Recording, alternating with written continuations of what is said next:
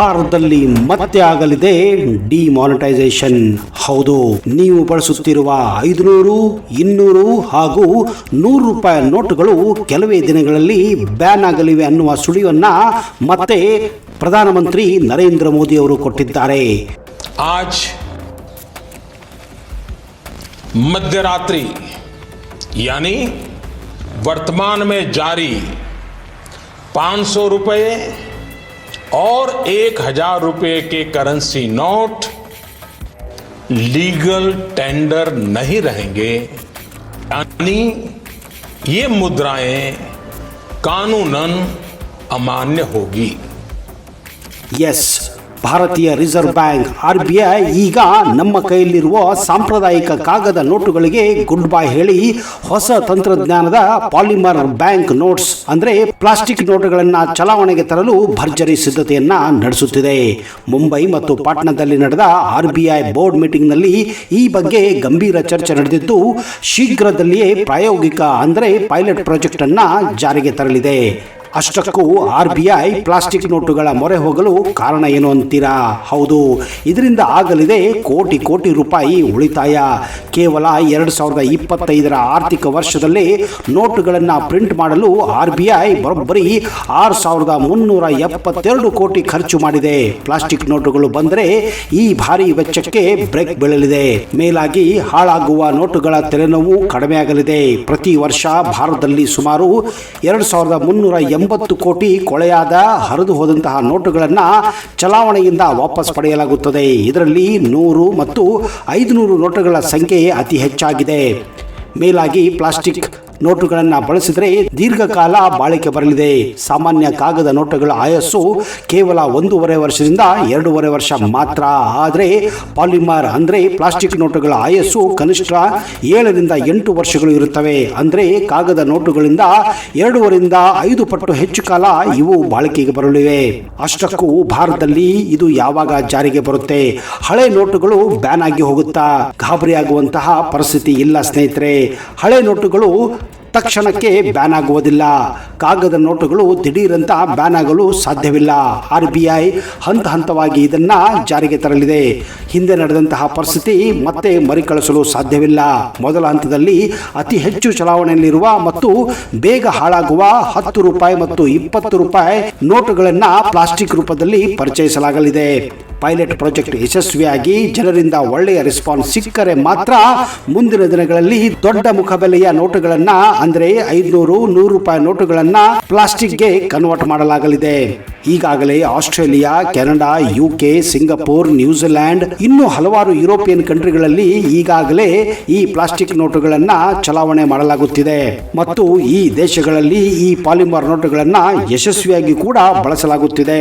ಹೌದು ಸ್ನೇಹಿತರೆ, ಯಾಕಂದ್ರೆ ಕಾಗದ ನೋಟುಗಳನ್ನ ತಯಾರಿಸಲು ಕೂಡ ಭಾರಿ ಪ್ರಮಾಣದ ದುಡ್ಡು ಖರ್ಚಾಗುತ್ತಿದೆ. ಈ ದುಡ್ಡನ್ನ ಅಂದ್ರೆ ಈ ಬಜೆಟ್ ಅನ್ನ ಕಡಿಮೆ ಮಾಡಲು ಈಗ ಪ್ಲಾಸ್ಟಿಕ್ಗೆ ಮೊರೆ ಹೋಗಲಾಗುತ್ತಿದೆ. ಅಷ್ಟಕ್ಕೂ ಸದ್ಯದ ಪರಿಸ್ಥಿತಿಯಲ್ಲಿ ಕಾಗದ ನೋಟುಗಳನ್ನ ಎಲ್ಲಿ ಹೇಗೆ ತಯಾರಿಸುತ್ತಾರೆ ಮತ್ತು ಒಂದು ನೋಟನ್ನ ತಯಾರಿಸಲು ಏನೆಲ್ಲ ಖರ್ಚುಗಳು ಆಗುತ್ತವೆ ಅನ್ನೋದು ಎಷ್ಟೋ ಜನಕ್ಕೆ ಗೊತ್ತಿಲ್ಲ. ಬನ್ನಿ ಅದನ್ನ ಹಂತ ಹಂತವಾಗಿ ಪ್ರತಿಯೊಬ್ಬರು ತಿಳಿದುಕೊಳ್ಳಲೇಬೇಕು. ಭಾರತದಲ್ಲಿ ಬಳಸಲಾಗುವಂತಹ ನಾಣ್ಯಗಳು ಭಾರತ ಸರ್ಕಾರದ ಟಂಕಶಾಲೆಯಲ್ಲಿ ತಯಾರಾಗುತ್ತವೆ. ಈ ಟಂಕಶಾಲೆಗಳು ಭಾರತದಲ್ಲಿ ಮುಂಬೈ, ಹೈದರಾಬಾದ್, ಕಲ್ಕತ್ತಾ ಹಾಗೂ ನೋಯ್ಡಾಗಳಲ್ಲಿವೆ.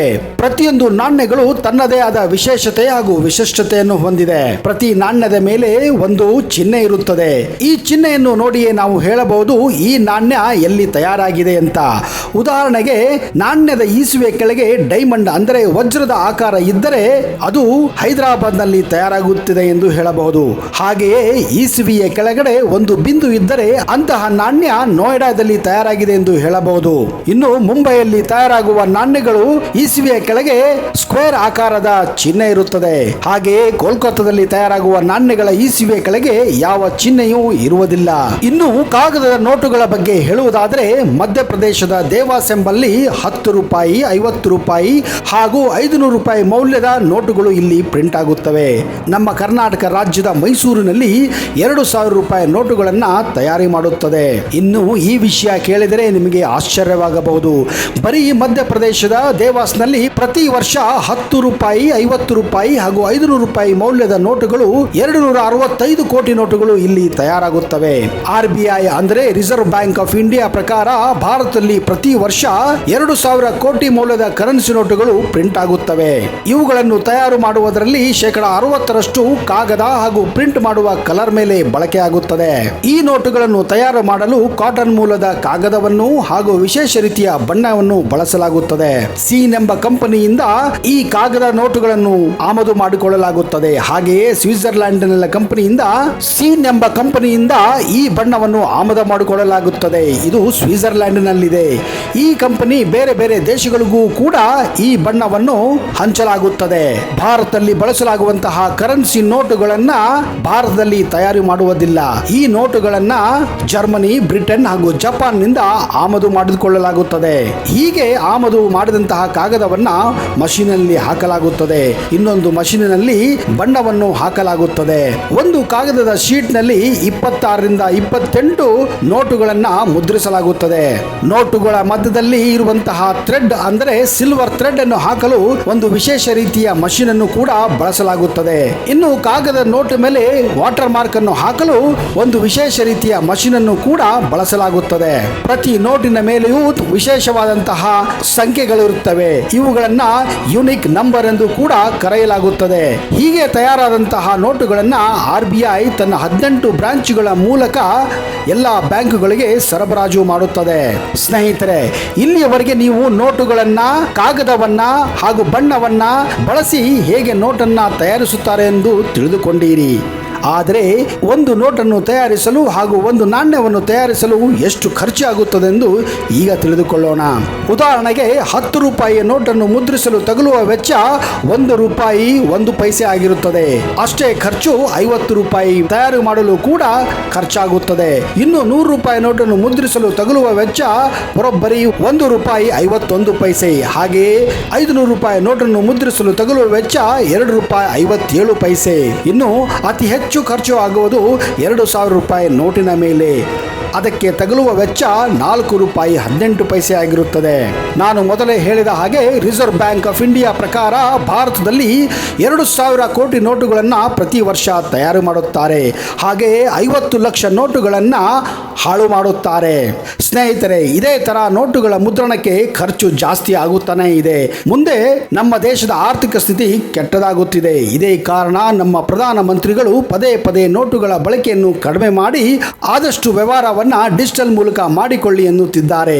ಹೀಗೆ ಮಾಡುವುದರಿಂದ ನೋಟುಗಳ ಮೇಲೆ ಖರ್ಚಾಗುವ ವೆಚ್ಚವನ್ನು ನಾವು ಕಡಿಮೆ ಮಾಡಬಹುದು. ಇದರ ಬಗ್ಗೆ ನಿಮ್ಮ ಅನಿಸಿಕೆಯನ್ನ ಕಮೆಂಟ್ ಬಾಕ್ಸ್ ಅಲ್ಲಿ ದಯವಿಟ್ಟು ಹಾಕಿ. ಇನ್ನಾದರೂ ನಾವು ಡಿಜಿಟಲ್ ಮೂಲಕ ನಮ್ಮ ವ್ಯವಹಾರವನ್ನು ಮುಂದುವರಿಸೋಣ. ಅಲ್ಲಿಯವರೆಗೆ ಜೈ ಹಿಂದ್, ಜೈ ಕರ್ನಾಟಕ ಮಾತೆ.